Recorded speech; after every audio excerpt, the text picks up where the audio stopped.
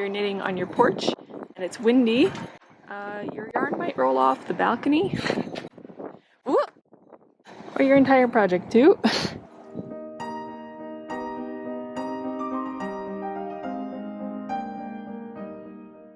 If you've been here for a bit, then you know that I absolutely love the book, The Art of Knitting. I've spent a lot of time leafing through that book, and one of these patterns has just really always stuck out to me because I just am so curious what it looks like in real life. I thought now is the perfect time to try this quick project on the side while I'm still working on my stockings. I kind of want to think of a fun name for this because I think I want to do a few more. There's a few just really kind of bizarre or fun, but still useful things that I want to try to make. So like weird Victorian knits, or I don't know, obviously I'm really horrible at naming things. So if you have any suggestions for this, please let me know because I can't think of a good, fun name. I think procrastinative crafting was the best thing that I could come up with. And then one of my patrons actually told me, what about procrastination, which is so much better. So yes, please, any help that I could get on naming like this fun, interesting, or weird Victorian knit series, I would really love the help. Okay, so getting to the point, this first one that I'm gonna try out is a knitted egg holder.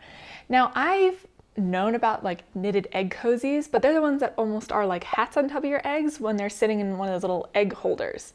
But this one almost looks like a dishcloth with pockets for 6 eggs exactly. So I dug through my wool stash and I found this yarn that I had left over. It is a DK weight swish yarn from Knit Picks. I'll leave all the links down below to both the pattern that I'm using as well as the yarn that I used, but I will also include step-by-step instructions on how to knit and crochet these as well if you'd like to follow them. If you're not particularly interested in the knitting instructions, you can go ahead and skip ahead to me actually trying to use these knitted egg cozies to see if it'll actually keep my boiled eggs warm for longer. For this project, you're going to need 2 balls of Swish DK weight yarn in your main color and 1 ball in a contrasting color, 2.75mm needles and a similar size crochet hook, plus a darning needle. You're going to begin the project by casting on 81 stitches in your favorite cast on method. I always use the long tail cast on method, and I personally prefer to use circular needles even for flat work so that I can't lose the other needle that I'm working with. If you prefer though, you can also just use straight needles for this project because you don't have to work in the round. After you've cast on your 81 stitches, you're going to start the basket weave pattern. This makes up the base of the pattern on which your eggs are going to rest. So you're going to do knit 3, purl 3 across. And on the way back, you're going to start with purl 3, knit 3. This will be a 3x3 rib.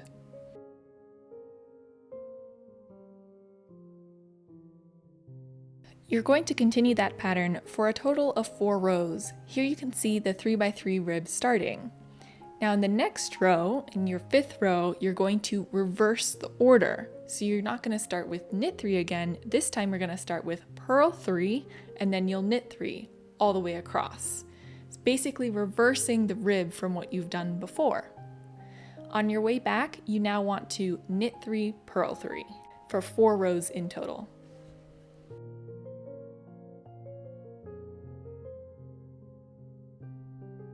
After you've done these last 4 rows, you should start to see the basket weave pattern come together. The basket weave is constructed across 8 rows, and if you just continue again from pattern row 1 all the way through 8 as many times as you like to make approximately a square. I believe I did about 12 repeats of this pattern in order to get approximately the square size for the bottom of my egg holder. So now it's just time for a bunch of knitting.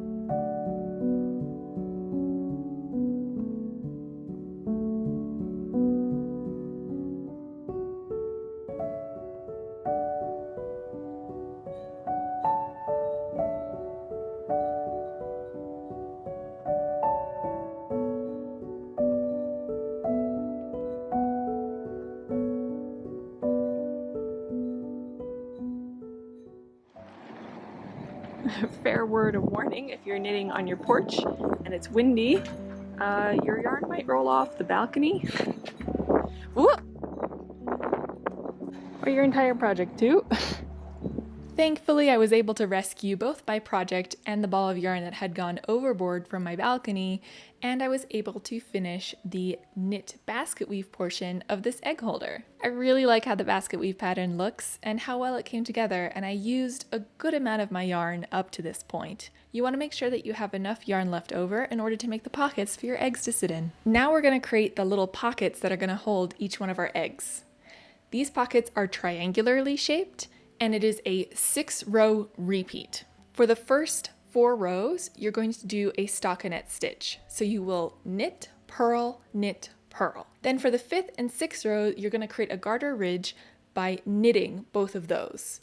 And you'll keep repeating those 6 rows until you finish creating your triangle. How do you create the triangle? Well, as per the instructions, every 3rd row, you're just going to decrease at the end. So you're just going to knit 2 together every 3rd row. Since there are 6 rows in your pattern repeat, every time you repeat that ridge pattern, you should be decreasing twice. Hopefully that's not too confusing, but generally if you end up with a triangularly shaped piece that can hold an egg, hopefully that's close enough.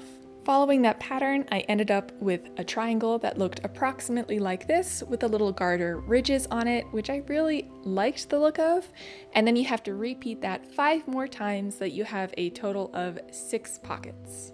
Before we attach the pockets down to the base of our egg holder, we want to add the fancy crochet border, and I decided to do it in a contrasting color. The directions for the crochet edge are as follows.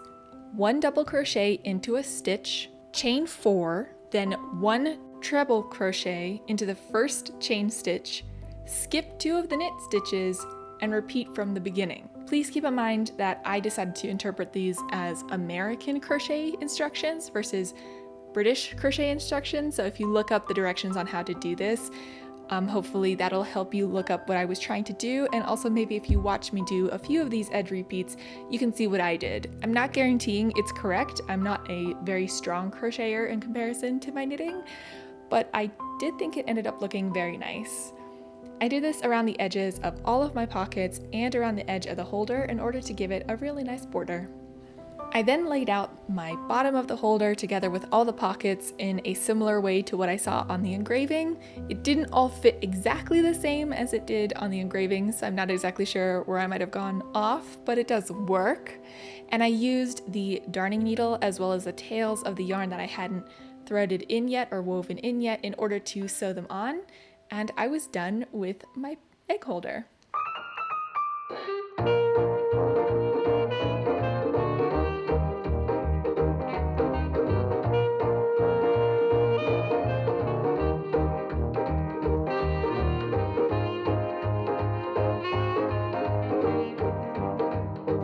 Have you ever seen an egg holder or egg warmer that looked quite like this? Because I personally haven't, but I found it to be quite useful.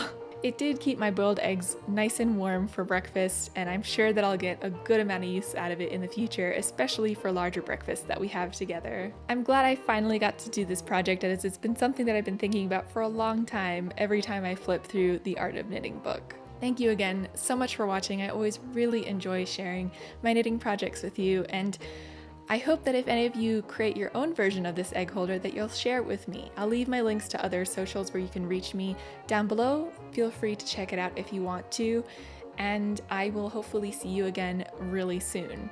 To be honest, probably not for the stockings. I just finished the first one, so I still need some time to finish the second, but a few more of these smaller projects will be coming your way to keep you entertained while I knit like the wind.